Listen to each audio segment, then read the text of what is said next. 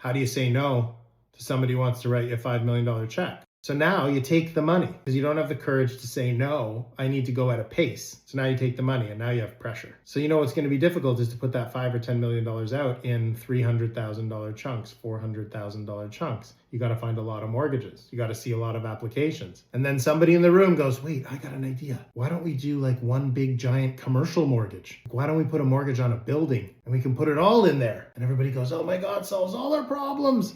And now I can go get another 10 million. So what happens is the whole mantra that got you there successfully, the whole method, right, changes. And I think sometimes the owners don't even realize what they're doing. They're changing the complexion of everything. But they didn't just change the complexion on the deal side. Maybe they got to that 25, 30 million by having smaller investors come along, where if one investor decided to take their money out, it would never hurt the whole pool because it was never a sizable enough piece of the whole. But now you got this one guy or one girl who invests 10 million. And all of a sudden that person has control over your business. Because if they take their money out, then what? Now you have problems on both sides.